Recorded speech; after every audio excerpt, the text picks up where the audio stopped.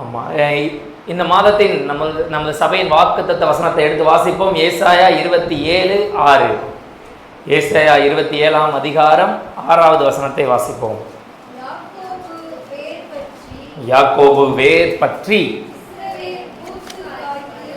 இஸ்ரவேல் பூத்து காய்த்து உலகத்தை பலனால் நிரப்பும் நாட்கள் வரும் அப்படின்னு பார்க்கிறோம். அல்லேலூயா. இந்த முதல் வாரம் நம்ம இதை தியானித்தோம். பாஸ்டர் பேசினாங்க. யாக்கோபு இஸ்ரவேல் எல்லாம் நம்ம தான்.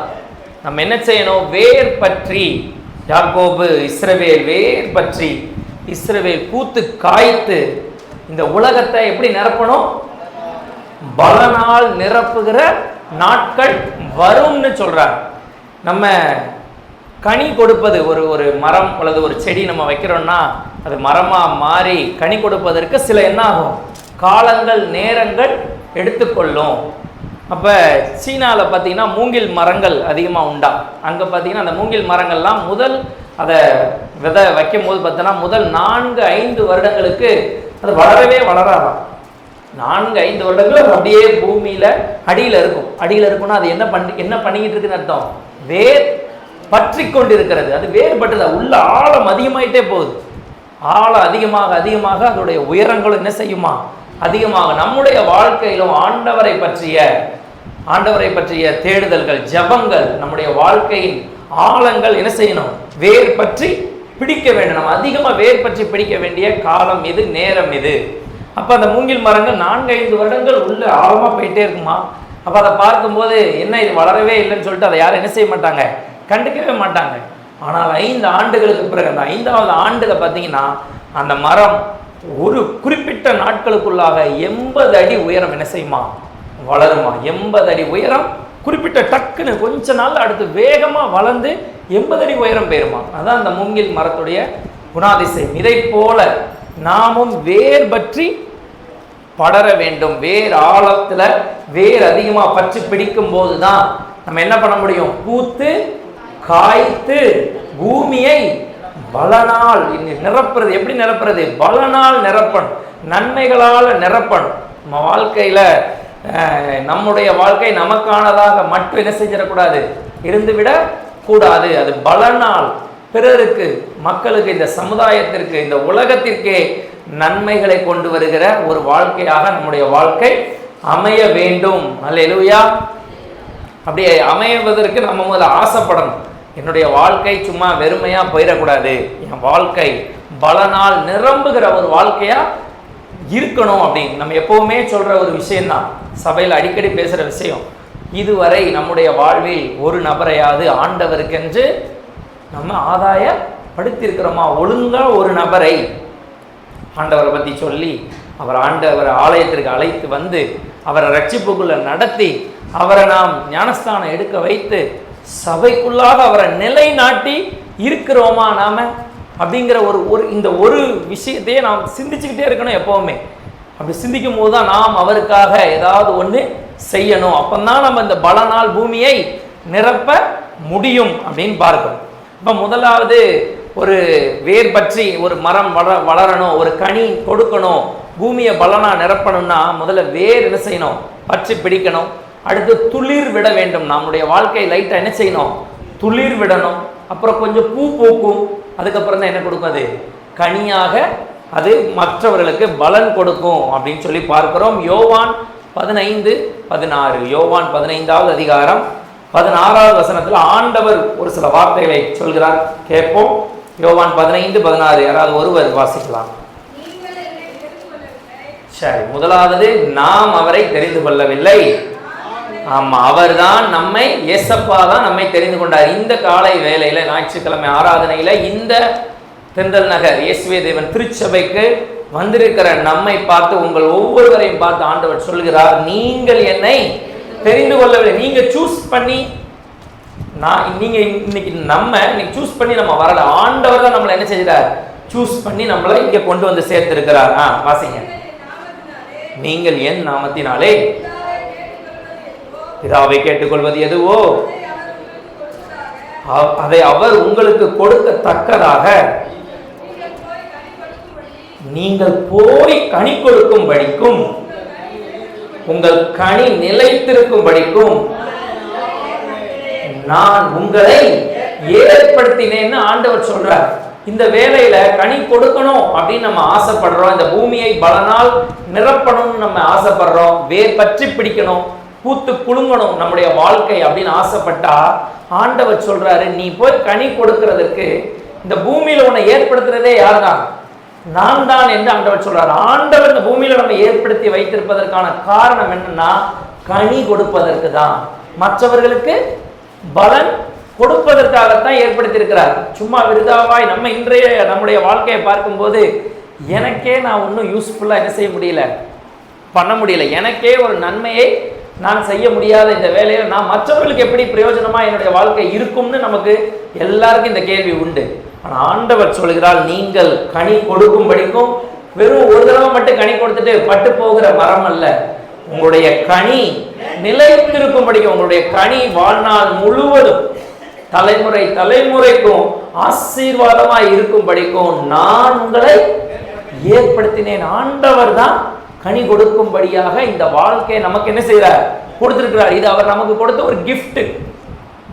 அவர் நம்மள ஒரு ஃப்ரூட்ஸை போல, கனியை போல படைத்து நம்ம ஒரு இப்போ நம்ம நினைச்சிருந்த நம்ம இந்த தக்காளி சில இதெல்லாம் வந்து சாப்பிட்டுட்டு வெளியே தூக்கி இப்படி எரிஞ்சிருவாங்க. சில விஷயங்கள், சில பழங்கள் எதனால் வெளியே தூக்கி எரிஞ்சிருப்பாங்க. அங்கே பார்த்தா அங்கே ஒரு தக்காளி செடி உருவாகி அங்கே என்ன செஞ்சுட்டு இருக்கோம், தக்காளி வந்து கனிக்கு கொடுத்துட்டு ஒரு மாம்பழம் இல்லை என்ன மரங்களை, எங்களுக்கும் மர வளர்ப்புக்கும் கொஞ்சம் நாங்கள் கம்மியான ஆள். சில என்னது ரெங்காக்கா இருக்காங்களா, சே அப்போ அவங்கெல்லாம் நிறைய என்ன செய்கிறாங்க, பின்னாடி இருக்காங்க, சே ரைட் தான் தேடுறேன். அப்போ அவங்க வீட்டில் அன்றைக்கி பார்க்கும்போது நிறைய ஃப்ரூட்ஸு, ட்ராகன் ஃப்ரூட்ஸு இப்படி நிறைய என்ன செய்யுது, கனிகள் வந்து கொடுத்துக்கிட்டு இருக்கு. பார்க்கறதுக்கே அவ்வளோ அழகாக இருக்குது. அப்போ சில நேரங்கள் நம்ம இப்படி தூக்கி போடுற நம்மளை வைத்து கூட ஆண்டவர் கனி கொடுக்குற ஒரு வாழ்க்கை என்ன செய்வார், தருவார். நம்ம இன்னைக்கு தூக்கி எறியப்படுகிற நிலைமையில, இன்னைக்கு நம்ம பிறருக்கு பிரயோஜனம் இல்லாத நிலைமையில நம்முடைய வாழ்க்கை இருந்தாலும் ஆண்டவர் நம்மை படைத்த நோக்கம் எதுக்கு, கனி கொடுக்கக்கூடியதாகவும் அந்த கனி நிலைத்திருக்கக்கூடிய அளவில் நம்முடைய வாழ்க்கையை நிச்சயமாக மாற்றுவார். அதற்கு தான் இந்த பூமியில நம்மை படைத்திருக்கிறார். அல்லேலூயா. யோசேப்பை குறித்து வேதம் சொல்கிறது, அவர் கனி தரும் கொடி அப்படின்னு சொல்லியிருக்கு. நம்ம அதை திராட்சை கொடின்னு படிக்கிறோம். கனி தரும் கொடி, கனிதரும் செடி அப்படின்னு சொல்லி அவரை குறித்து நமக்கு போட்டிருக்கு. அப்ப கனிதரும் திராட்சை செடியாய் யோசேப்புடைய வாழ்க்கை ஆண்டவர் மாற்றினார். சரியா? யோசேப்பை குறித்து நம்ம இப்ப பேசல, பட் யோசேப்பை குறித்து வேதம் ஆதியாகமத்திலே சொல்லப்பட்டிருக்கு. யோசேப்பு கனிதரும் செடி, திராட்சை செடி என்று சொல்லப்பட்டிருக்கு. அவர் தன்னுடைய வாழ்க்கையில தனக்காக இல்லாம அவர் அந்த மொத்த இஸ்ரவேல் ஜனங்களுக்காகவும் ஒரு வாழ்க்கை என்ன செய்தார், கர்த்தருடைய தீர்க்க தரிசனம் நிறைவேறத்தக்கதான ஒரு வாழ்க்கை அவருடைய வாழ்க்கையிலிருந்து வெளிப்பட்டது. ஆனா அவர் எப்படிப்பட்டவர், புறக்கணிக்கப்பட்டவர், சகோதரர்களால குழிக்குள்ள தள்ளப்பட்டவர். சகோதரர்களே குழிக்குள்ள தள்ளி விட்டாங்க, அவனை வேண்டாம் கொன்றணும்னு நினைச்சாங்க. ஆனா ஆண்டவர் அவரை கொடுத்த வைத்திருந்த திட்டம் பின்னாளில் என்ன செய்தது, விளங்கியது. நம்ம வேத வசனம் 27:6 படித்தோம், பூமியை பலனால் நிரப்பும் நாட்கள், இந்த உலகத்தை பலனால் நிரப்பும் நாட்கள் வரும்னு போட்டிருக்கு. ஃபியூச்சர். வேர் பற்ற வேண்டியது இப்ப, நம்முடைய வாழ்க்கை வேர் பற்றணும், அப்பந்தான் பூத்து காய்க்க முடியும். இன்னும் பலனால நம்ம என்ன செய்ய முடியும், இந்த உலகத்தை நிரப்ப முடியும். இப்ப யோசேப்பை புறந்தள்ளினாங்க, எல்லாரும் ஒதுக்குனாங்க. ஆனா அவர் எகிப்து தேசத்துல ஒரு பெரிய ராஜாவாய், அவர் ஒரு பிரதமராய் அந்த பூமி அங்க எகிப்து தேசத்துல உருவாகி தன்னுடைய யார் புறக்கணிச்சாங்களோ தன்னுடைய சகோதரர்களுக்கு, தன் அப்பாவுக்கே, ஏன் எல்லாருக்கும் இஸ்ரவேல் மொத்த ஜனங்களுக்கும் ஒரு வாழ்க்கையை மீட்டெடுப்பதற்கு ஒரு காரணமாக இருந்தார் யோசேப். அவர் ஒரு பூத்து காய்த்து பல நாள் நிரப்பிய ஒரு நபராக பார்க்கிறார். இப்ப நம்ம இன்னைக்கு ஒரு சகோதரியை பற்றி பார்க்க போகிறோம். அந்த சகோதரி எப்படி பூமியை, இந்த உலகத்தை தன்னுடைய வாழ்க்கையின் பலனால், அவங்களுடைய வாழ்வின் ஜீவியத்தின் மூலம் பலனால் எப்படி நிரப்புறாங்கன்னு சொல்லி பார்க்க போறோம். அவங்க பேர் பார்த்தீங்கன்னா அத்சால்.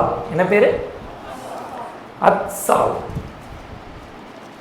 அத்சால். சரியா? சரி, அத்சால் அப்படின்னு ஒரு சகோதரி.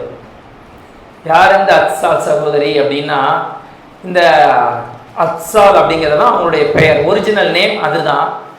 அவங்களுக்கு இந்த பூமியில, ஆனா அவங்க வாழ்ந்த பகுதியில பாரசீகத்துல வைத்த பெயர் என்ன அப்படின்னா, அந்த அதிகாரத்தை சொல்லிட்டாலே உங்களுக்கு சரி, வசனத்தை வாசிப்போம். சரியா? பக்க எண் நான் வசனம் சொல்லலை, அதிகாரம் சொல்லலை, பக்க எண் சொல்கிறேன். பக்க எண் 625 2வது அதிகாரம் இருக்கும். 7வது வசனத்தை வாசிங்க. அந்த சகோதரி யாருன்னு பாருங்க, அத்சால்.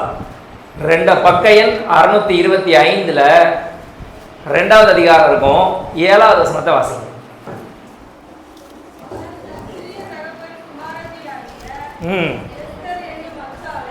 என்ன, யாரு யாரு யாரு?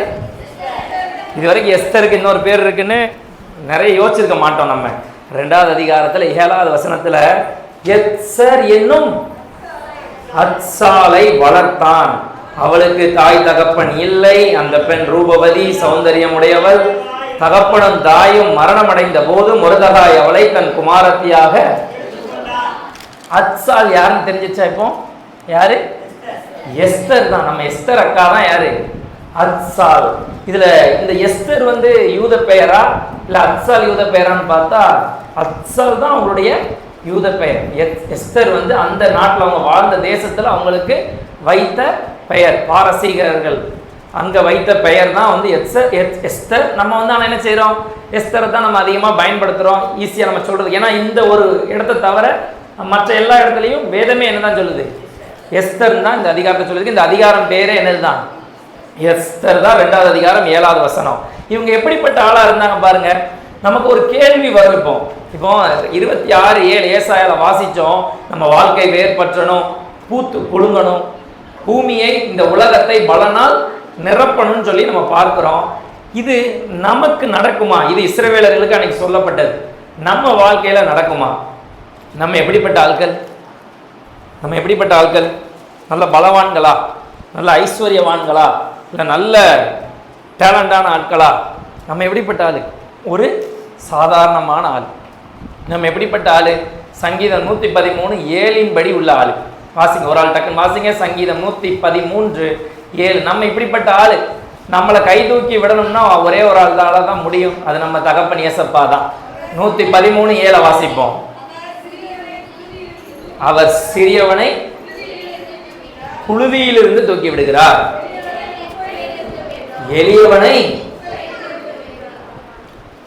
நம்ம இந்த ரெண்டுலையும் நம்மளை பொருத்திக்கலாம். சிறியவன், எளியவன். சின்னவன் ஆயிரமும் சிறியவன் பலத்த ஜாதி மாவான். அதை ஆண்டவர் ஏற்ற காலத்திலே நான் நிறைவேற்றுவேன்னு சொல்லியிருக்கார். அப்ப நம்ம பலனால் நிரப்பும் காலத்துல நம்ம முதல்ல எப்படிப்பட்டவர்கள்? சிறுமையானவர்கள், எளிமையானவர்கள். நம்ம ஒரு திக்கற்ற பிள்ளைகள். நம்மளுடைய நிலைமை அதுதான்.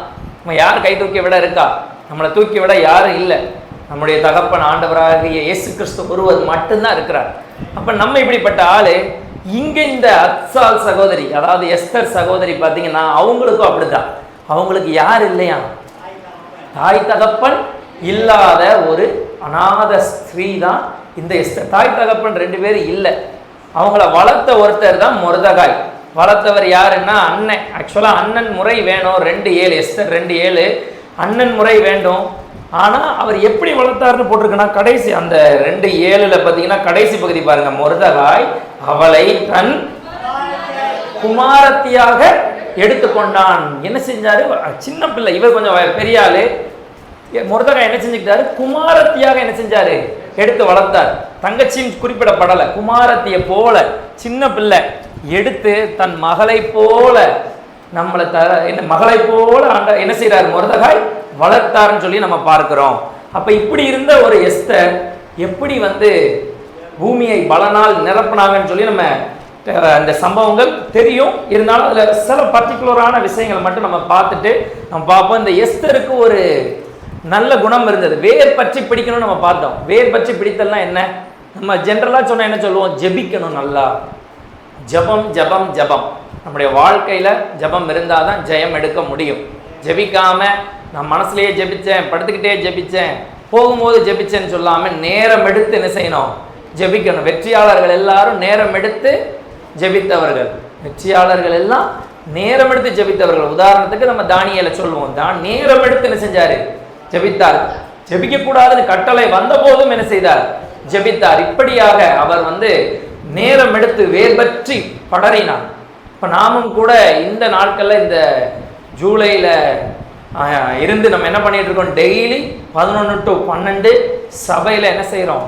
ஜெபிச்சுட்டு இருக்கோம். டெய்லி 11 to 12 நம்ம வாழ்க்கை இப்படியே போயிடக்கூடாது. நம்ம இன்னும் வேர் பற்றி படரணும், இன்னும் பூத்து காய்க்கணும், உலகத்தை பலனால நிரப்பணுங்கிற ஒரு வாஞ்சையோடு கூட இங்கே நம்ம சபையில் நம்ம ஜெபிக்கிறோம். ஒரு சில தேவ பிள்ளைகள் அவ்வப்போது வந்துட்டு இருக்கிறீங்க.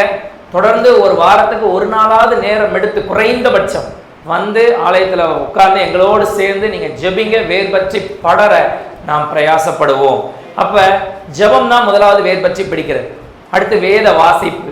வேத வாசிப்பு மிக மிக மிக மிக மிக குறைந்து போயிட்டு இருக்கு இன்றைய உலகத்தில். வேதம்லாம் வாசிக்க யாருக்கு நேரம் இல்லை, அப்படியே ஓடிக்கிட்டு இருக்கிறோம். ரைட்டா? இந்த 2. அடுத்து உபவாசித்து ஜெபம்ல உபவாசம் இருக்கு, நிறைய காரியங்கள் இருக்கு.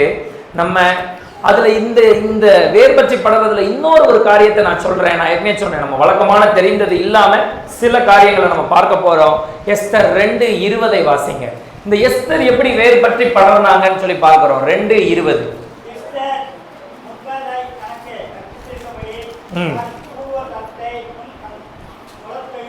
தன் குலத்தையும் அதை தெரிவிக்காதிருந்தால். அடுத்து எஸ்தர் மொர்தெகாய் இடத்திலே வளரும் போது அவன் சொற்கேட்டு நடந்தது போல இப்பொழுதும் அவன் சொற்கேட்டு நடந்து வந்தால். இந்த எஸ்தருடைய கேரக்டரை பார்க்கும்போது ரொம்ப ரொம்ப அவங்க அழகானவங்கன்னு போட்டிருக்கு. ரூபவதி, சௌந்தரியம் உள்ளவர், அழகானவங்க. இன்னைக்கு அழகு இருந்தா என்ன இல்லைன்னு சொல்றாங்க? குணம் இல்லை. பொதுவாக அழகு ஆபத்து, அழகு இருந்தா நம்ப முடியாது, அழகு இருந்தா பிரச்சனைன்னு சொல்லி தான் இந்த உலகத்துல எந்த பொருளும் பார்க்க ரொம்ப அழகா இருந்தா அதை என்ன செய்யக்கூடாது, அது ரொம்ப மோசமானது. அன்னைக்கு எங்க வேதத்துல ஆண்டவர் படைத்த அந்த ஏதேன் தோட்டத்திலேயே ஒரு கனி என்ன செஞ்சிருந்தார்? ஆண்டவர் ரொம்ப அழகா படைச்சிருந்தார். ஆனா அது ஆபத்து நிறைந்ததா இருந்தது, அதை எடுக்கக்கூடாதுன்னு சொன்னார். இதை போல ரொம்ப அழகானவங்க பொதுவாக ஆபத்தா இருப்பாங்கன்னு சொல்லி சொல்லுவாங்க. உலகத்துல யாருமே நம்ம நம்புற பார்க்கிற யாருமே ரொம்ப அழகாவோ இல்லை புகழ் பெற்றவங்களா இருந்தா அவங்களுடைய பேக்ரவுண்ட் எப்படி இருக்கும்? ரொம்ப மோசமா ஆபத்தா இருக்கும். அவங்க கிட்ட நம்ம நெருங்கினா நமக்கும் பிரச்சனை வரும். ஆனா இங்க அப்படி இல்லை. எஸ்தர் ரொம்ப அழகானவங்க. ஆனா அழகுக்கே அழகு சேர்க்கிற மாதிரி அவங்களுடைய கேரக்டர் எப்படி இருந்துச்சு அப்படின்னா, அந்த 20 பிற்பகுதி சொல்லுது, எஸ்தர் மொர்தெகாய் இடத்திலே வளரும் போது அவன் சொற்கேட்டு நடந்தது போல. இந்த இப்பொழுதும் என்ன அர்த்தம் தெரியுமா? இப்போ எஸ்தர் ராணி ஆயிட்டாங்க. சாதாரண ஒரு குடும்பத்துல அப்பா அம்மா இல்லாத ஒரு பிள்ளை, எடுத்து வளர்த்த பிள்ளை, சொந்தக்கார அங்க எடுத்து வளர்த்த ஒரு பிள்ளை, ஆண்டவருடைய கிருபையால இப்ப எப்படி இருக்கிறாங்க? அவங்க ராணி, வஸ்தின்னு சொல்லுவாங்க. அன்னைக்கு அகாஸ்வேருன்னு ராஜா இருந்தாரு. அகாஸ்வேரு ராஜா எப்படிப்பட்ட ராஜா? சாதா ராஜா கிடையாது. முதல் அதிகாரத்தில் இந்த எஸ்தர் 1:1 கொடுத்துருக்கு பாருங்க, எத்தனை நாடுகளுக்கு அவர் ராஜான்னு சொல்லி பாருங்க. அதை மட்டும் வாசிங்க, ஃபுல்லா வாசிக்க வேண்டாம். எத்தனை நாடுன்னு பார்த்து மட்டும் சொல்லுங்க. 127 நாடு. அதுல எந்த தேசம் இருக்கு பாத்தீங்களா? முதல்ல என்ன வருது? இந்து. பைபிள்ல இந்து தேசத்தை குறிப்பிட்டிருக்கு. இந்து தேசம் முதல் எத்தியோப்பியா தேசம் வரை அப்படின்னு போட்டிருக்கு. அப்ப இந்தியாவில இருந்து எத்தியோப்பியா வரைக்கும் இருந்த எத்தனை நாடுகள்? 127 நாடுகளுக்கு ஒரே ராஜா. அந்த ராஜா பேரு அகாஸ்வேரு. அந்த ஒரே ஒரு ராஜாவுக்கு ஒரே ஒரு ராணி. அந்த ராணி தான் இப்ப யாரு? நம்ம இப்ப பார்த்துட்டு இருக்கிற எஸ்தர். இவ்வளவு பெரிய புகழடைந்த இந்த ராணி ஆன பிறகும் தன்னை வளர்த்த தந்தை மொர்தெகாயுடைய சொற்பேச்சை என்ன செஞ்சாங்களாம்? வளரும் போது கேட்டாங்க. அது எல்லாரும் பண்ணிடுவோம். ஆனா வளர்ந்து பெரிய பிள்ளை ஆனதுக்கு அப்புறம், நம்ம பதவிகளுக்கு போனதுக்கு அப்புறம், வேலைக்கு போனதுக்கு அப்புறம், நாங்க சின்ன பிள்ளையா இருக்கும்போது நம்ம எல்லாம் அப்பா அம்மா பேச்சினத்தையும் கேட்டு கொஞ்சம் கொஞ்சம் இருந்திருப்போம். ஆனா வளர்ந்து பெரிய பிள்ளையாகி நம்ம வேலைக்கு போனதுக்கு அப்புறம், நல்ல ஒரு பொசிஷனுக்கு போனதுக்கு அப்புறம், திருமணம் ஆன பிறகு, அடுத்து நல்ல வேலைகளுக்கு கவர்மெண்ட் ஜாப் கிடைத்த பிறகும் நம்ம என்ன பண்ண முடியுமா? இப்போ இந்த இடத்துல அவங்க ராணி ஆயிட்டாங்கன்னா என்ன அர்த்தம்? கலெக்டர் ஆயிட்டாங்க. நம்ம இதில் சொன்னா பெரிய கலெக்டர், ரைட்டா? அப்ப இப்படிப்பட்ட பொசிஷன்ல இருந்தும் அவங்க எப்படி இருந்தாங்களாம்? மொர்தெகாயுடைய பேச்சை கேட்டு நடந்தார்கள். இப்படிப்பட்ட ஒரு குணாதிசயமுடைய ஆள் தான். கீழ்ப்படிதல் உள்ள ஒரு வேர் யார்கிட்ட இருந்தது? எஸ்தரிடம் இருந்தது. ஜபம் இருந்தது, வேத வாசிப்பு இருந்தது, ஆண்டவரை நல்ல தேடுற குடும்பம் தான் இந்த எஸ்தர். ஆனா இந்த இடத்துல நாம் பார்க்கிறோம் எஸ்தருக்கு இருந்த ஒரு ஸ்பெஷாலிட்டி என்ன அப்படின்னா, ஒரு நல்ல குணாதிசயம் என்னன்னா கீழ்ப்படிதல். யாருக்கு கீழ்ப்படியணும்? இங்க நாம் யாருக்கு கீழ்ப்படிய வேண்டும்? முதலாவது தகப்பனுக்கும் தாய்க்கும் இந்த பாப்பா வசனம் சொன்னா, தகப்பனுடைய புத்தியை கேள், தாயினுடைய போதகத்தை தள்ளாதே. எந்த தகப்பன் தாய் ஆண்டவருடைய பிள்ளையா இருந்து ஆண்டவருக்குள்ள நடத்துற தாய் தகப்பனா இருந்தா அவங்க பேச்ச மட்டும்தான் என்ன செய்யணும்? கேட்கணும். தாயின் போதகத்தை தள்ளக்கூடாது முதலாவது. அடுத்து சபை, நமக்கு மொர்தகாயை போலதான் சபை. மொர்தகாய் யாருன்னு நினைக்கிறீங்க? நம்மளை போல ஆட்கள் எல்லாம் தூக்கி எடுத்து வளர்க்கிற சபை தான் யாரு? மொர்தகாய். இந்த மொர்தகாய் என்ன செய்யற? நம்ம ஏன்னா தாய் தகப்பன் இல்லாம விட்ட சகோதரி தான் இந்த எஸ்தர். யாரும் இல்லாத நேரத்துல ஒரு சபை தான் என்ன பண்ணுது? நாமும் கூட இந்த உலகத்துல ஆண்டவரை தேடாம, ஆண்டவரை தெரிந்து கொள்ளாம இந்த உலகத்துல நம்ம வாழ்ந்து வந்தோம். ஆனால் என்ன செய்தது? சபையும் ஊழியரும் என்ன பண்ணாங்க? மொர்தகாயை போல நம்மளை என்ன செஞ்சாங்க? தூக்கி எடுத்து வளர்த்தாங்க. அந்த சபையின் சொற்பேச்சுகளை நாம் என்ன செய்யணும்? கேட்டு, வேதத்தின்படி கேட்டு நாம் நடக்க வேண்டும். அப்ப எஸ்தருக்கு இருந்த ஒரு வேர் என்ன அப்படின்னா, அவங்க வேர் பற்றி படர்னாங்க. முதலாவது அவங்க கீழ்ப்படிதல் உள்ள ஒரு குணசாலியான ஸ்திரீயா நம்ம இருந்ததை நாம பார்க்கிறோம். அப்ப நம்ம ஆலயத்துல சங்கீதம் 92:13 மற்றும் வாசிப்போம். சங்கீதம் 92:13.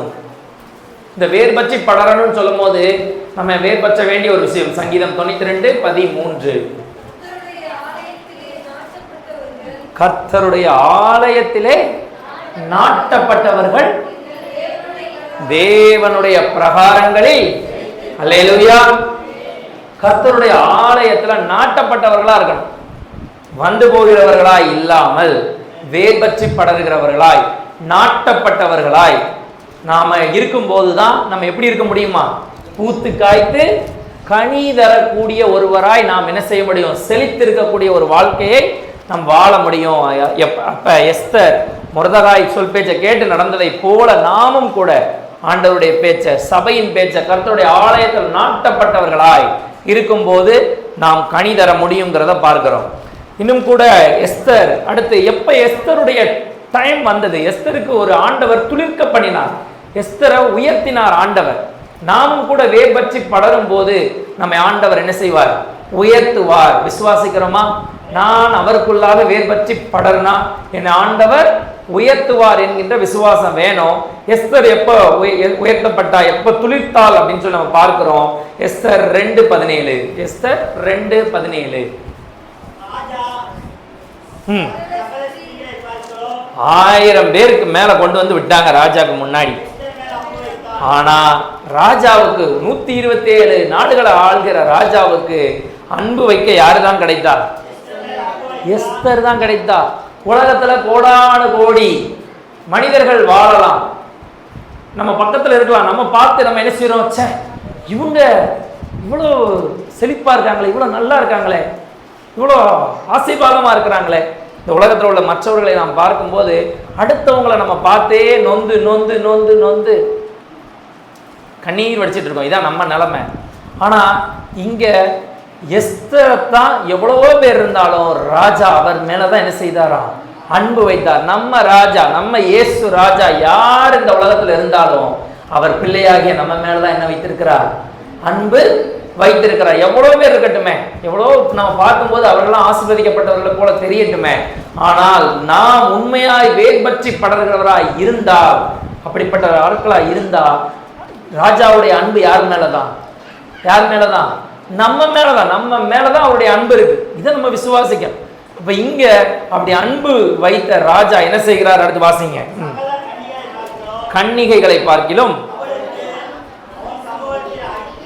பாத்தீங்களா, நம்ம அப்படி இருந்தனா வேர் பற்றி படர்னா நமக்கு ஆண்டவர் சமூகத்துல தயை கிடைக்குது, பட்சம் கிடைக்குது. சிரசின் மேல் வைத்து, ஆமா, பட்டத்து ராஜாவை ராணி ஆக்கின. பட்டத்து ராணி அப்படியா யாரை உருவாக்கிட்டாங்க? எஸ்தர். பாருங்க, எஸ்தருடைய குணாதிசயத்தை பார்க்கிற. அவர் கீழ்ப்படிந்தவளா இருக்கும் போது, வேர் பற்றி படரும் போது அவ வாழ்க்கையில ஒரு பெரிய ஸ்தானம் கிடைக்குது. அவ என்னவாயிட்டா? பட்டத்து ராணியாக, அந்த ஒரே ஒரு 127 நாடுகளுக்கான ஒரு ராஜாவுக்கு ஒரு ராணியாக எஸ்தர் உயர்கிறதை நாம் பார்க்க முடிகிறது. சங்கீதம் 75:6-7 வாசிப்போம். சங்கீதம் 75:6-7.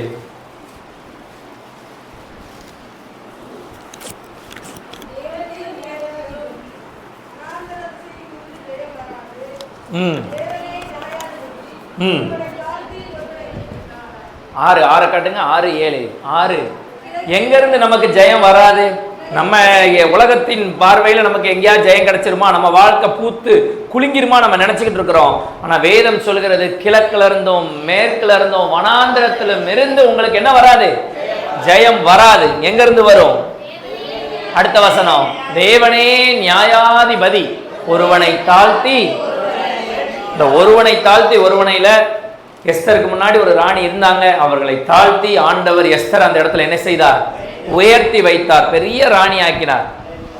ராணினாலே உங்களுக்கு தெரியும், பவர்ஃபுல்லா ராணி தான். ராணியை தான் என்ன கேட்டாலும் கிடைக்கும், இதுதான் பொதுவான தேர். அப்ப அவ்வளவு பெரிய ஒரு உயர்வை எஸ்தர் ராணிக்கு கொடுத்தார். அப்ப வேர் பற்றி படரும் போது நமக்கு துளிர்ப்பு, இந்த இடத்துல தான் எஸ்தருடைய வாழ்க்கை துளிர்க்க ஆரம்பிக்கும்.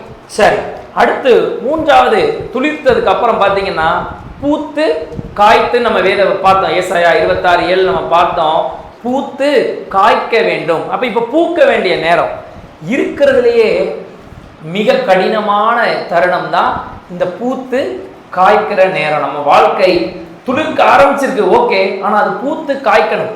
பூத்து காய்க்கணும்னா ரொம்ப சவால் நிறைந்த நேரம். சவால் நிறைந்தது இந்த பூத்து காய்க்கிறது. எப்படி அப்படின்னா சில விஷயங்கள் சொல்றேன், கவனிங்க. முதலாவது, ஒரு கனி அல்லது ஒரு செடி நல்லா வளருது, துளிர்த்துருச்சு, இப்போ அதை பூத்து காய்க்கணும் அப்படின்னா அதுக்கு முன்னாடி என்னென்ன தடைகள்லாம் வரும் அப்படின்னா, முதலாவது வறட்சி. என்ன வரும்? வறட்சியான சூழ்நிலை.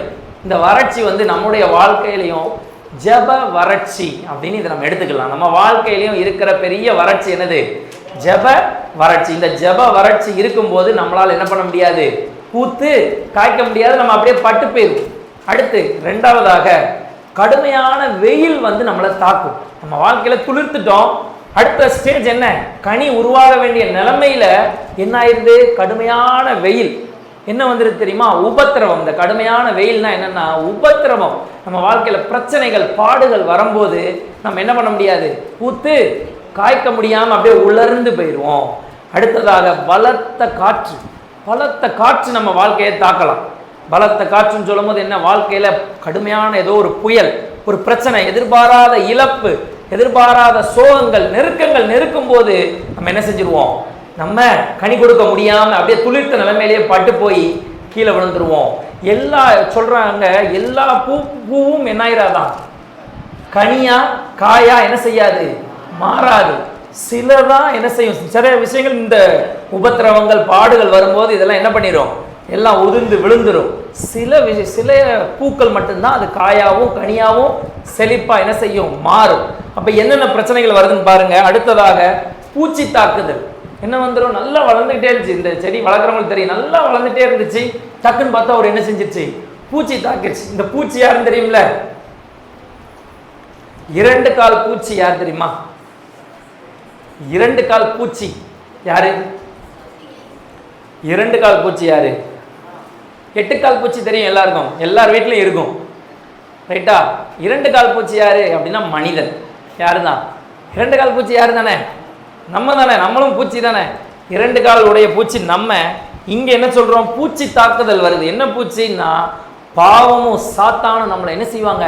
அட்டாக் பண்ணுவாங்க. நம்ம வளர விடாம, நாம் கனி தரக்கூடிய நிலைமைக்கு போக விடாம நம்மளை தாக்குவாங்க. 1 பேதுரு 5:8 வாசிப்போம். 1 பேதுரு 5வது அதிகாரம் 8வது வசனம்.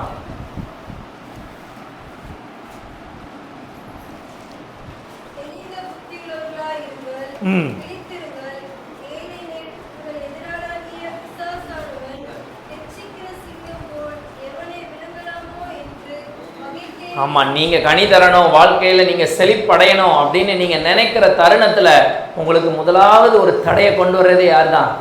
இந்த சாத்தான் தான். நீங்க ஜெபிக்கணும், நம்ம இனிமே ஆண்டவருக்கு என் வாழ்க்கையை ஒப்பு கொடுத்து வாழணும்னு நினைக்கும் போது சாத்தான் நம்மளை என்ன பண்ணுவான்? அட்டாக் பண்ணுவான்.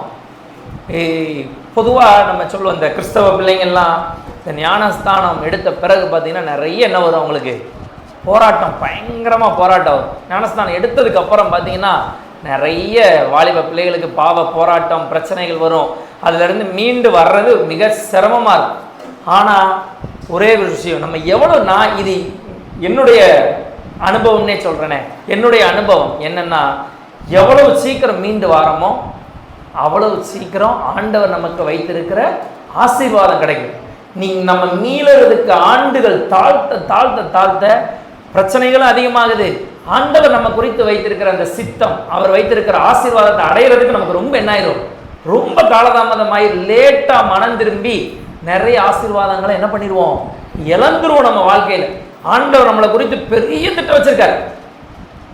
ஆனா நம்ம என்ன பண்ணிடுவோம்னா ரொம்ப அற்பமான பாவ சந்தோஷங்களுக்கு, சின்ன சின்ன காரியங்களுக்கு டக்குன்னு கோவப்பட்டுக்கிட்டு, டக்குன்னு மூஞ்ச தூக்கிக்கிட்டு, சின்ன சின்ன விஷயங்கள் சாத்தான் கொண்டு வர சோதனை, ஒரு பிரச்சனை நமக்கு வருதுன்னா அது யார் கொண்டு வரான்னு நம்ம நினச்சிக்கிட்டு இருக்கோம். மனுஷன் கொண்டு வரான், இவன் நம்மளை கோவப்படுத்துகிறான், மனுஷன் கொண்டு வரான்னு நினச்சிட்டு நம்மளால சும்மாவும் இருக்க முடியாது. அப்படியே ரத்தம் என்ன செஞ்சிடும். இந்த பழைய அது படம் தெரில என்ன படம்னு, ஒருத்தருக்கு கோபம் வந்துச்சு. இந்திய நாட்டை நம்ம சுதந்திர தினம் வந்துருச்சு. இந்திய நாட்டை பற்றி பேசும்போது அவருக்கு இங்கே நரம்பெல்லாம் என்ன பண்ணோம், பழைய காலத்தில் வெள்ளை டிவி காலத்தில் எங்கள் ஆட்சி வீட்டில் ஓடிக்கிட்டு இருந்த ஒரு ஞாபகம் வருது. அவருக்கு என்ன பண்ணோம், அப்படியே இந்த நரம்பெல்லாம் இங்கே வரைக்கும் என்ன செய்யும், அப்படி கோபம் அப்படி கையை துருக்கி அவரை அடிக்கிற அடியில் அப்படி பறந்து விழுவாங்க. இப்படி ஒரு சம்பவம். இது படத்தில் பார்க்கும்போது படம் சீனு, இது டெய்லி சீன் நம்ம வாழ்க்கையில் என்ன பண்ணிக்கிட்டு இருக்கோம். நம்ம அப்படியே கோபம் என்ன செஞ்சுட்டு வருது, நரம்புகள் வழியாக பாய்ச்சப்பட்டு எப்படியாவது எதிராளியை போய் அவனை திட்டி தீர்த்து கோபத்தில் என்னத்தையாவது இது பண்ணா தான் நம்ம மனசு என்ன செய்யும், அப்படியே ஆறும். இதில் ரொம்ப அழகான விஷயம், இவ்வளோத்தையும் பண்ணிட்டு அடுத்த 5வது நிமிஷம் நம்ம எப்படிப்பட்ட ஆட்கள் தெரியும், 5வது நிமிஷம் கோவப்பட்டமே இப்படி. இதில் வேற நம்ம மனசு நான் அதில் ஒரு சிலர் சொல்ல வேற செய்கிறாங்க, நான் கோவப்படுவேன் ஆனால் 5வது நிமிஷம் என்ன ஆயிடுவேன், அங்கே தான் வாயால் எல்லா பாவமும் என்ன செஞ்சாச்சே, பண்ணியாச்சே, தூசிச்சாச்சே, திட்டியாச்சே, எல்லாம் பண்ணிட்டு ஆனால் அடுத்த 5வது நிமிஷம் நான் எப்படிப்பட்டாலே ரொம்ப நல்லவன், என்ன போல நீங்கள் ஒரு நல்ல மனுஷன் என்ன செய்ய முடியாது, பார்க்க முடியாது. இப்படின்னு சொல்கிற ஆட்கள் தான் இன்னைக்கு எல்லாரும் நிறைய இருக்கும். ஆனால் இங்கே தான் நம்ம என்ன பண்ண முடியாமல் போயிடும், நம்முடைய வாழ்க்கை கனி தர முடியாமல் துளுத்திருக்கும் கொஞ்சம். ஆனால் என்ன பண்ண முடியாமல் போயிடும், கனி தரக்கூடிய ஒரு வாழ்க்கை வாழ முடியாமல் போயிடும். இதெல்லாம் கனி தர முடியாமல் நமக்கு வர்ற பிரச்சனைகள். இது போக ஆண்டவரே சுத்திகரிப்பார். சில நேரம் கத்தரித்தல் அப்படின்னு சொல்லலாம். என்னன்னா தேவையில்லாத கிளைகள் எல்லாம், கொப்புகள் எல்லாம் என்ன பண்ணிடுவோம், வெட்டி விட்டுருவார். அப்போ படைத்தவர் என்ன செஞ்சிருவார், வெட்டி விட்டுருவார். நம்ம வாழ்க்கையிலும் தேவையில்லாத விஷயங்கள் எல்லாம் வெட்டுவார். வெட்டுறதுக்கு பின்னாடி போனால் நமக்கு ஆசீர்வாதம் கிடையாது. நம்ம இருக்கிற இடத்துல கனியில இருக்கிற செடியில நிலைத்திருக்கும் போது தான் கனி தர முடியும். அப்ப இருக்கிறதுலேயே கஷ்டமான விஷயம், பூத்து காய்ப்பதற்கு முன்னாடி வருகிற பிரச்சனைகளை நாம் எதிர்கொள்வது. அப்படி ஒரு பிரச்சனை யாருக்கு வந்துச்சுன்னா இந்த எஸ்தர் அக்காவுக்கு வந்துச்சு. அந்த பிரச்சனையை அவங்க எப்படி ஃபேஸ் பண்ணாங்க அப்படின்னா, 3வது அதிகாரத்தில் எஸ்தர் 3வது அதிகாரத்தில்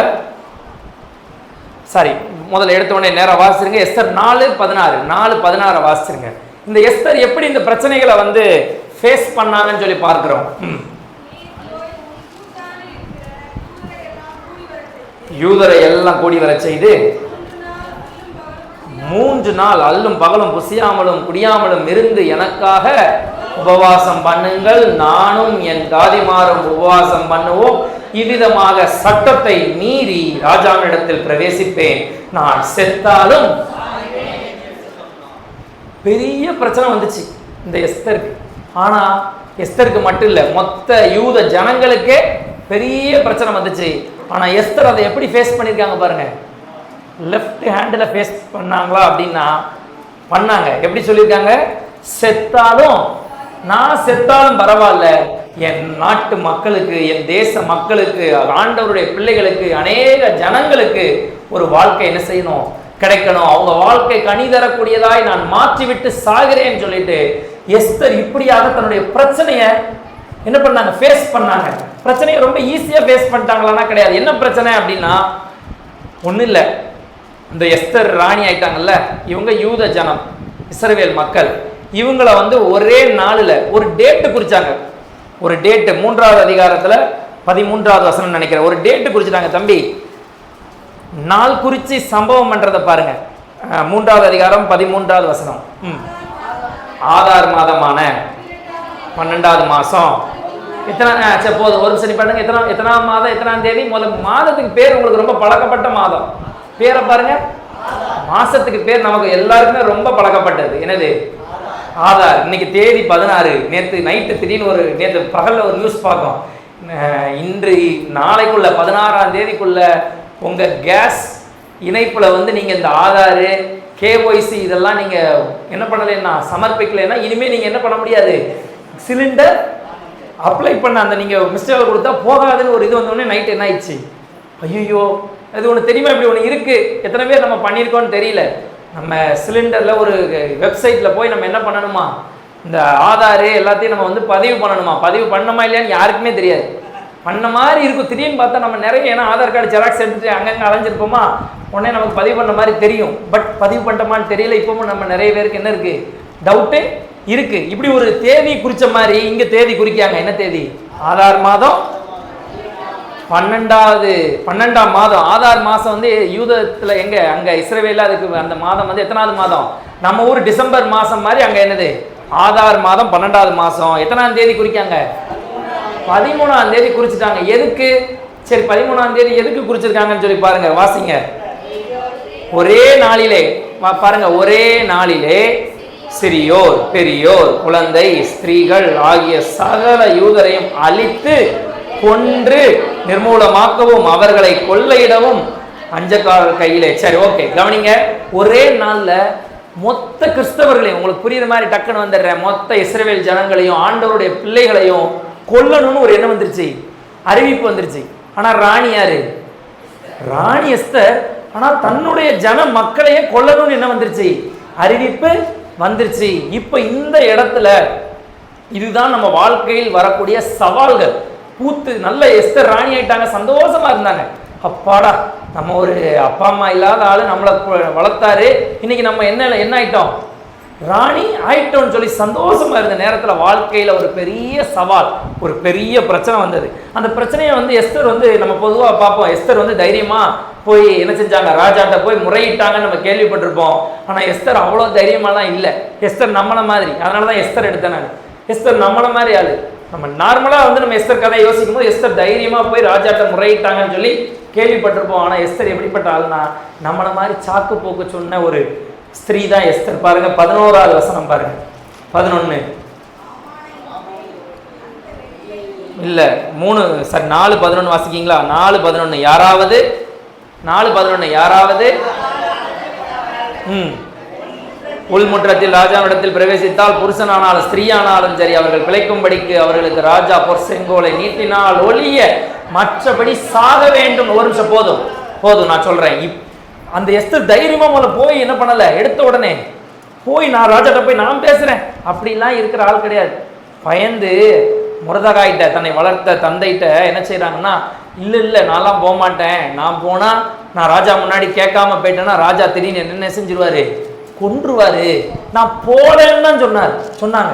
இதனாலதான் எஸ்தர் எனக்கு இந்த சம்பவத்துக்கு பொறுத்து நம்மளை மாதிரி ஆள் வேறு பற்றி படணும்னு ஆசை இருக்கு. துளிர் கூட கொஞ்சம் விட்ட மாதிரி தெரியுது. ஆனா பூத்து காய்ப்பதற்கு முன்பாக நிறைய பிரச்சனைகள் வருது. அந்த பிரச்சனையில நம்ம என்ன ஆயிடுறோம், பெரும்பான்மையான சோர்ந்து தளர்ந்து. அது வரைக்கும் நல்ல ஆசீர்வாதமா இருந்து ஆண்டவர் ஆசீர்வதிச்ச உடனே சர்ச்சைக்கெல்லாம் நல்ல ஒரு ஆர்வமா வந்தோம். அப்புறம் போக போக போக பிரச்சனைகள் பாடுகள் வர வர வர வர வர அப்படியே நம்முடைய ஜபம், வேத வாசிப்பு, ஆண்டவரை தேடுறது, விசுவாசம், நம்பிக்கை ஒண்ணுமே இல்லை. எல்லாம் என்ன செஞ்சிருச்சு, குறைஞ்சு போச்சு. இங்க எஸ்தருக்கும் டவுன் ஆயிட்டாங்க. நான் போனா என்ன செஞ்சிருவாங்க, கொன்றுவாங்க. நானே ஒரு என் வாழ்க்கையில ஒரு நல்லது நடந்துருச்சுன்னு நினைச்சேன், இப்ப எனக்கு ஒரு பிரச்சனை வந்துருச்சேன்னு சொல்லி அவங்க வருத்தப்படுறாங்க. அந்த இடத்துல மொர்தெகாய் என்ன பண்றாருன்னா, நீ 14ஆவது வசனத்தை வாசிங்க. நீ இந்த காலத்திலே 4:14 இந்த காலத்துல மௌனமா இருந்தால் யூதருக்கு சகாயமும் ரட்சிப்பும் வேறொரு இடத்திலிருந்து எழும்பும். அப்பொழுது நீ உன் தகப்பன் வீட்டார என்ன செய்வீங்க. கொஞ்சம் பயம் வந்ததுக்கு அப்புறம் தான் அப்ப என்ன செய்யறோம், நம்ம சோர்ந்து தளர்ந்து இருக்கும் போது தேவ வார்த்தை நமக்கு முன்பாக என்ன செய்யும், வரும். இப்படி பண்ணு, ஜெபிக்காம இருக்கிற, வேதம் வாசிக்காம இருக்க, ஆண்டவரை தேடாம இருக்கிற, ஆலயத்தை அற்பமா என்ற, ஜெபத்தை அற்பமா என்ற, ஆனா என்ன வேணும் நினைக்கிற, ஆசீர்வாதமா இருந்துரும் நினைக்கிற, அப்படி நடக்காது. நீ கொஞ்சம் விட்டு விலக நீ பயப்பட ஆண்டவரை விட்டு தூரம் போக போக நன்மை உனக்கு உன்னை விட்டு வேற ஆள்கிட்ட பேரும் நீ என்ன செஞ்சே போக கூட வாய்ப்பு இருக்கு, அழிந்து போக கூட வாய்ப்பு இருக்குன்னு தெரிந்ததுக்கு அப்புறம் எஸ்தருக்குள்ள உணர்த்தப்பட்டு தான் எஸ்தர் என்ன செய்யறாங்க, 16ஆவது வசனத்துல எல்லாரும் போய் எனக்காக என்ன பண்ணுங்க, உபவாசம் பண்ணுங்க, எப்படியாவது நான் போய் ராஜாவை என்ன பண்ணுவேன், சந்திப்பேன், சந்தித்து இந்த யூதருக்கு ஒரு விடுதலை என்ன செய்வேன், வாங்கி கொடுப்பேன். யூதருக்கு என்ன பிரச்சனை ஞாபகம் இருக்குல்ல, ஒரே நாள் ஆதார் மாதம் 13ஆம் தேதியில எல்லா மக்களையும் என்ன செய்யணும், கொல்லணும்னு அறிவிப்பு வந்துச்சு. இப்படிப்பட்ட சூழ்நிலையில எஸ்தர் உபவாசித்து ஜெபித்து தைரியமாய் 5வது அதிகாரத்துல முதல் வசனத்துல என்ன செய்யறாங்க, 2வது வசனத்துல முதல் வசனம் 2வது வசனம் என்ன செய்யறாங்க, எஸ்தர்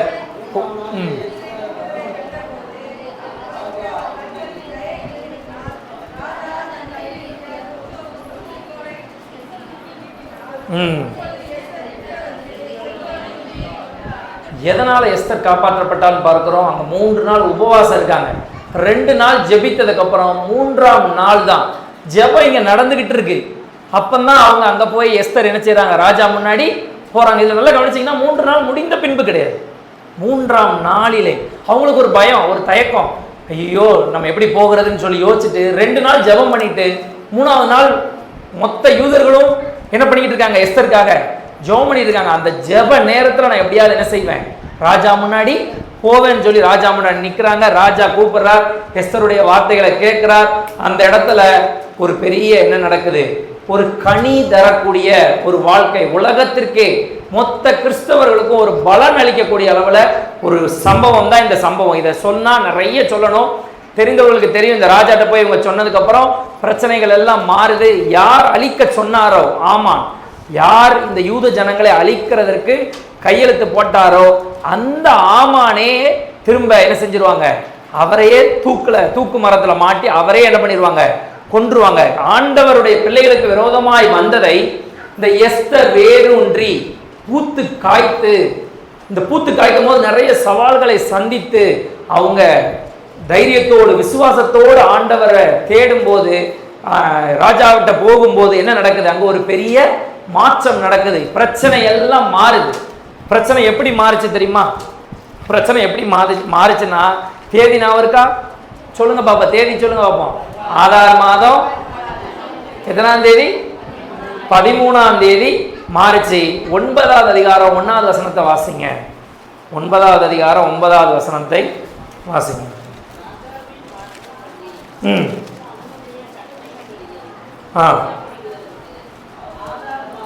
ஆதார் மாதம் என்கிற 12ஆம் மாதம் 13ஆம் தேதியிலே யூதரின் பகைஞர் அவர்களை மேற்கொள்ளலாம் என்று நம்பினார்களே.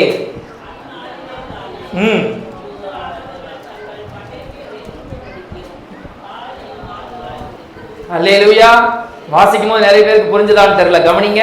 எந்த தேதி குறிச்சாங்களோ, யூதர்களை ஃபுல்லா அழிக்கணும்னு குறிச்சாங்களோ, அதே தேதியில இந்த யூதர்கள் யார் உங்களை அழிக்க வராங்களோ அவங்க எல்லாரும் என்ன பண்ணலாம், அழிக்கலாம். அதுக்கு ராஜாவுடைய படையே எப்படி இருக்கும், உங்களுக்கு சப்போர்ட்டா நிற்கும்.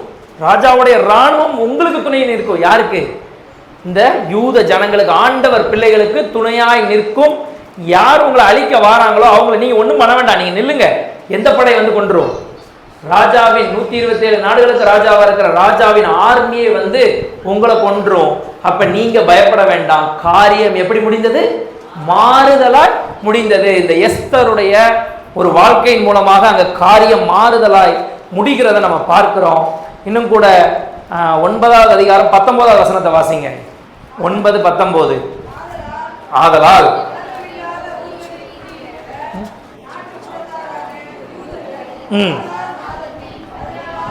ஒரு நிமிஷம், டேட் 13ஆம் தேதி பிரச்சனை. ஆனா 13ஆம் தேதி எல்லா பிரச்சனையும் என்ன செஞ்சிருச்சு, மாறிடுச்சு. ஆண்டவர் மாற்றி கொடுத்தார். முடிந்த உடனே 14ஆம் தேதி என்ன நடக்க பாருங்க, சந்தோஷம், விருந்து, பூரிப்பான நாள், ஒருவருக்கொருவர் வரிசைகளை அனுப்புகிற நாள். இன்னும் 8வது அதிகாரம் 16வது வசனத்தை வாசிங்க. 8:16. இவ்விதமாய் யூதருக்கு வெளிச்சமும் மகிழ்ச்சியும் களிப்பும் கனமும் உண்டாயிற்று. 17வது வசனம் 9:17. ஆதார் மாதத்தின் 13ஆம் தேதியிலே இப்படி செய்து 14ஆம் தேதியிலே இளைப்பாரி அதை விருந்துண்டு சந்தோஷப்படுகிற பண்டிகை நாளாக்கினார்கள். ஒண்ணு கடைசியா சொல்லி முடிப்போம். இந்த பண்டிகை நாள் என்ன தெரியுமா, யூதர்களின் தீபாவளி. கேள்விப்பட்டிருக்கீங்களா? நம்ம தீபாவளி தெரியுமா, எப்போ வருதுன்னு தெரியல. இந்த வருஷம் எந்த மாதம் வருதுன்னு தெரியல, அக்டோபரா நவம்பரான்னு தெரியல. நவம்பரா தான் இருக்கும் பெரும்பாலும். அதுல யூதர்களின் தீபாவளி கொண்டாடினாங்க. இந்த சம்பவத்துல தம்பி பிரச்சனை என்னன்னு தெரியும்ல, பிரச்சனை நம்மளை அழிக்க வந்தாங்கப்பா. நம்மளை அழிக்க வந்தவர்கள் அவர்கள் என்ன பண்ணி போனாங்க? அழிந்து போனார்கள். யாரால? நம்முடைய ஆண்டவரால. எஸ்தருடைய ஒரு முயற்சியால் நம்ம வாழ்க்கை பூத்து குலுங்கும் போது, ஆண்டவர் நம்ம வாழ்க்கையை துளித்து விடும் போது, நாம் கனி தரக்கூடிய ஆட்களா என்ன செய்யணும்? மாற வேண்டும். அப்படி கனி தந்ததால இங்க என்ன நடந்தது? காரியம் மாறுதலாய் முடிந்தது. யூதர்கள் தீபாவளி கொண்டாடினாங்க. பாருங்க, நம்ம தீபாவளியை மட்டும் வாசிப்போம். 24 மெதுவா வாசிங்க. அம்மத்தாத்தின் குமாரனாகிய ஆமான் என்னும் 9:16 வாசிக்கிறோம். ஆகாகியன் யூதருக்கெல்லாம் சத்துருவா இருந்தான். யூதரை சங்கரிக்க நினைச்சான். அவர்களை அழிக்கவும் நிர்மூலமாக்கவும் பூர் என்னும் சீட்டு இந்த ஒன்றும் இல்லை. அந்த நாட்களில் 12 மாசத்துக்கும் 12 சீட்டு போடுவாங்களாம். 12 சீட்டு போடுவாங்க. அந்த சீட்டில் முக்கியமான ஆட்களுக்கெல்லாம் 12 சீட்டு போடுவாங்க. அந்த இப்போ நம்ம ஒரு 12 பேர் இருக்கோம்னு வச்சுக்கோங்களேன். சீட்டில் யார் பேர் விழுதோ அவங்க என்ன கேட்டாலும் அந்த ராஜா என்ன செய்வாராம்? கொடுப்பார். 12 பேர், 12 சீட்டு மொத்தம் இருக்கும். ஒவ்வொரு மாதத்துக்கு ஒரு ஆள். இப்போ இந்த மாதம் எனக்குன்னு வச்சுக்கோங்க. இப்போ ஆகஸ்ட் மாதம் எனக்கு சீட்டு விழுந்துருச்சு. நான் என்ன கேட்டாலும் ராஜா என்ன செய்வார். அப்படி ஒரு சீட்டு போட்டாங்க. 12. அதில் ஆமானுக்கு விழுந்த சீட்டு தான் இந்த பூர் அப்படிங்கிற ஒரு சீட்டு. இது என்ன ஆகுது? 25. ஆனாலும் எஸ்தர் கனி கொடுத்ததால் ராஜ சமூகத்தில் போய் யூதருக்கு விரோதமாய் அவன் நினைத்த அவனுடைய பொல்லாத யோசனை அவனுடைய தலையின் மேல் திரும்பும்படி கட்டளை பிறப்பித்ததினாலே அவனையும் அவன் குமாரரையும் மரத்திலே தூக்கி போட்டார்கள். ஆகையினால் அந்த நாட்கள் பூர் என்னும் பேரினால், அதே எந்த சீட்டு காரியம் மாறுதலாய் முடிந்தது. பூருங்கிற சீட்டு போட்டாங்க. ஆனா அந்த சீட்டு எப்படி மாறிடுச்சு தெரியுமா? பாருங்க. பூர் என்னும் பேரினால் பூரியும் எண்ணப்பட்டது. அவன் அந்த நிருபத்தில் எழுதியிருந்த இந்த வார்த்தையின்படி என்ன செய்யறாங்க? 28 பாருங்க. 28 இந்த பூரிங்கிற அந்த நாள் 14ஆம் தேதி எப்படி கொண்டாடுறாங்களாம்? இந்த நாட்கள் எல்லா தலைமுறைகளிலும் வம்சங்களிலும் தேசங்களிலும் ஊர்களிலும் நினைவு கூறப்பட்டு ஆசரிக்கப்பட வேண்டும் என்பதையும், இந்த பூரீம் என்னும் பண்டிகை நாட்கள் யூதருக்குள்ளே தவறி போக கூடாது, அவைகளை நினைவு கூறுதல் தங்கள் சந்ததியாருக்குள்ளே ஒளிந்து போகாமலும் இருக்க வேண்டும் என்பதையும் சரி ஓகே முடிஞ்சு. அப்ப எஸ்தருடைய வாழ்க்கையின் மூலமாக அந்த எஸ்தர் என்னும் பாத்திரத்தை ஆண்டவர் என்ன செய்தார்? வேர் பற்றி பிடித்தாங்க. இன்னும் பூத்து காய்த்தாங்க. அவங்க கனி கொடுத்ததால, விசுவாசத்தோடு தைரியமாய் கனி கொடுத்ததால அந்த யூத ஜனங்கள் எல்லாருக்கும் என்ன கிடைத்தது? ரட்சிப்பு கிடைத்தது, மீட்பு கிடைத்தது. அப்ப ஆகையால நம்முடைய வாழ்க்கையும் கூட இந்த எஸ்தரை போல எப்படி மாறணும்? கனி தரக்கூடியதாய் மாறணும். ஒருவருக்கு இருவருக்கு அது கனி கொடுத்தாலே நல்ல விஷயம். நம்ம குடும்பத்துக்கு முதல்ல நம்மளுடைய வாழ்க்கை கனி கொடுக்கணும். அப்பா அம்மா இருக்கிறீங்க, உங்க வாழ்க்கையால உங்களுடைய ஒரு செயல் நம்முடைய பிள்ளைகளை பாதிக்க கூடாது. அவங்க வாழ்க்கையை கெடுக்கும் விதமாக நம்ம என்ன செய்யக்கூடாது?